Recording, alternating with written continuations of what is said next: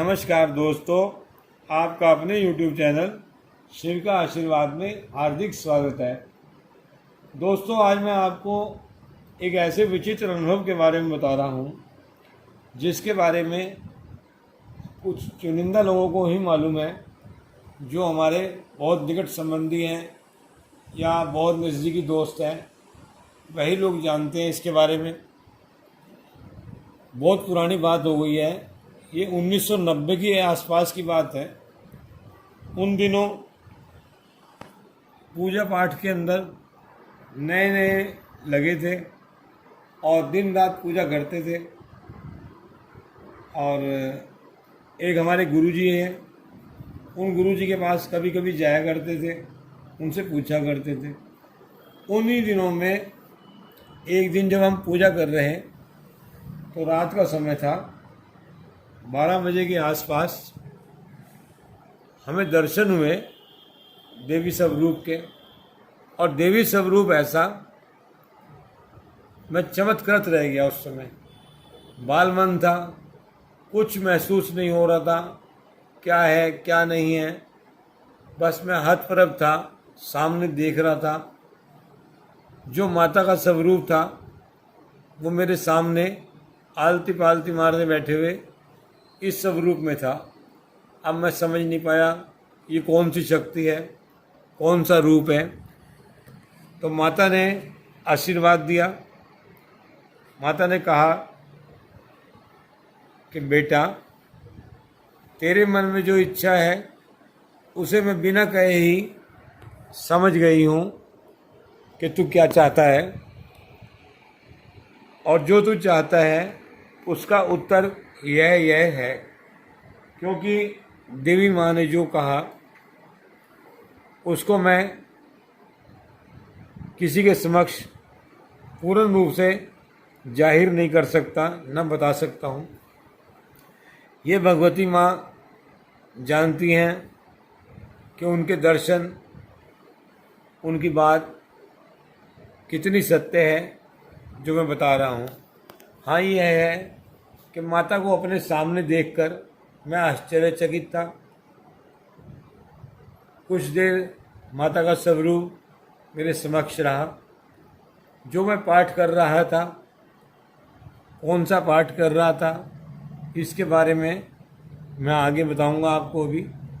अब मैं सुबह के समय, क्यों रात को नींद तो आई नहीं, फिर माता का स्वरूप चेहरे के सामने ही घूमता रहा, आंखों के सामने। और सुबह के समय जो गुरुजी थे, वो मित्र भी थे अपने, गुरुजी भी थे, उनके पास गया। उनसे कहा कि रात मैंने ऐसा ऐसा देखा, ये कौन सा स्वरूप है, ये कौन सी माता है। सारे स्वरूप का जब मैंने उनसे चित्रण किया, उनको बताया कैसे वस्त्र थे, कैसा स्वरूप था, आलती पालती मार के बैठे हुए थे। तो उन्होंने ध्यान लगाया, ध्यान लगाकर मुस्कुराए, कहने लगे, अरे सुरेश, तेरी तो किस्मत ही खुल गई। अब तो तू किस्मत वाला हो गया। आज से तुझे भगवती माँ ने स्वयं दर्शन दिए। उन्होंने पूछा, जब दर्शन दिए उस समय चेतना थी या नहीं थी? मैंने कहा, जी मैं बिल्कुल जाग रहा था, साफ आंखों से देख रहा था, ना मुझे कोई भ्रम था, ना मुझे कोई स्वप्न था। ऐसा नहीं कि मैं सो रहा था, मैं तो जाग रहा था, बिल्कुल साक्षात सामने दिया जल रहा था और मैं देख रहा था। कहने लगे कि ये कलकत्ते वाली काली है। मैंने कहा, जी ये कलकत्ते वाली काली है, लेकिन काली माता तो हर जगह खड़े हुए स्वरूप में दिखाई देती है। शिव जी भगवान के ऊपर पैर रखकर माता खड़ी हुई है, हर जगह तो ऐसा ही है। किसी भी चित्र में, मंदिर में, सब जगह ऐसे ही देखा है। इसलिए मुझे तो समझ में ही नहीं आ रहा कि वो काली माता थी। गुरुजी कहने लगे, कलकत्ता में काली घाट में माता चबूतरे के ऊपर ऐसे ही बैठी हुई है, और वही वस्त्र, वही रंग के वस्त्र हैं जो तू बता रहा है, बिल्कुल वही है। अब देख तेरा भाग्य कब होगा कि वो माता ने तुझे दर्शन दिए हैं। अब तू कब वहाँ जाता है तो देखो कब होता है। अब भगवती की इच्छा सर्वोपरि। सबसे ऊपर उन्हीं की इच्छा है। अब कुछ दिन बीते, किसी के घर पर माता का कीर्तन भजन था। गुरुजी, मैं और दो चार और, एक हमारे बैंक के साथी थे, वो हमारे से उम्र में बड़े थे लेकिन भक्ति भाव वाले थे। वो, उनके भैया और दो चार और लोग वहाँ कीर्तन में गए। वहाँ एक लड़के के ऊपर माता की सवारी आ गई। माता की सवारी आई, सब लोग अपनी अपनी बात पूछने लगे। जब हमारी बारी आई तो उन्होंने कहा, बच्चा तू कब आ रहा है मंदिर में मेरे? मैंने कहा, जी मैं तो कल ही आ जाऊँगा आपके मंदिर में। उन्होंने कहा, कलकत्ता आना है तेरे को। मैं कलकत्ते से कह रही हूँ, कब आएगा तू? सबने कहा, जो साथ में थे, कि तुम भी आओगे सब?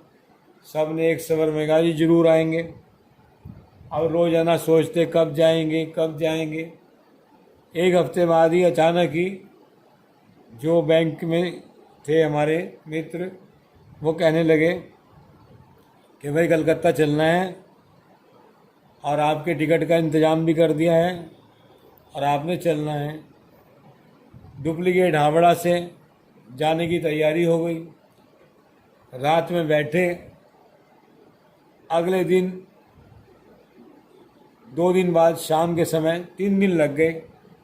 उस ज़माने में सन 90 में 2.5-3 दिन लगे लगभग। हम वहाँ पहुँच गए। भगवती माँ देवी की कृपा ऐसी हुई, काली घाट में पहुंचकर दर्शन जाते ही हुए। मातेश्वरी महामाई का वही सब रूप जो अपने कमरे में घर पर देखा था, सेम वही का वही, कुछ भी जरा सा भी क्षण मात्र का भी मामूली सा भी फर्क नहीं था। माता का स्वरूप ऐसा था, मामूली सा भी फर्क नहीं था। देवी को देखकर मन बहुत प्रसन्न हुआ। वहाँ पर पंडित पुजारी जो थे वो किसी को रुकने नहीं दे रहे थे। उस समय माता वहाँ एक बड़े से चबूतरे के ऊपर माता का स्वरूप विराजमान था। पीले वस्त्र थे और चारों तरफ जंगला लगा हुआ था, लोहे की छोटी छोटी सी ग्रिल लगी हुई थी और आमने सामने माता के दर्शन हो रहे थे। पीछे एक बड़ा सा स्थान था जहाँ पर कहते हैं बलि दी जाती थी बकरे की। अब हमने दर्शन आराम से किए, माता के चरण स्पर्श किए। माता के चरण स्पर्श करने के पश्चात जिंदगी बदल गई। उस दिन के पश्चात जो भी कहा वही हो गया, जो सोचा तुरंत मिला। भगवती के ऐसे दर्शन बहुत अच्छे हुए। और मैंने बहुत से चैनल पर बहुत से लोगों को देखा है कहते हुए, बहुत से पंडितों को देखा जो कहते हैं कि महाकाली की पूजा नहीं करनी चाहिए घर में, दक्षिण दिशा की तरफ मुख नहीं करना चाहिए। लेकिन मैंने दक्षिण दिशा की तरफ ही मुख कर रखा था और मैं काली सहस्त्रनाम स्तोत्र का पाठ कर रहा था, जो कि मैं पुस्तक बाजार से ऐसे ही ले आया था और पाठ कर रहा था। विधि पाठ के अंदर ही दी गई है, आप देख लेना। महाकाली जी के दर्शन हुए। ना दक्षिण दिशा का कुछ गलत महसूस हुआ, ना ही कोई वैसे महसूस हुआ। भगवती शाकुंभरी जी का चित्र सामने रखा हुआ था, महाकाली जी का सहस्त्रनाम स्तोत्र का पाठ कर रहा था। अब भगवती महाकाली के दर्शन हुए। माता की क्या इच्छा थी, कौन से पूर्व जन्म के कर्मों का फल था, ये तो भगवती ही जाने। भगवती का प्यार इतना मिला कि आज तक माँ की कृपा अनंत है।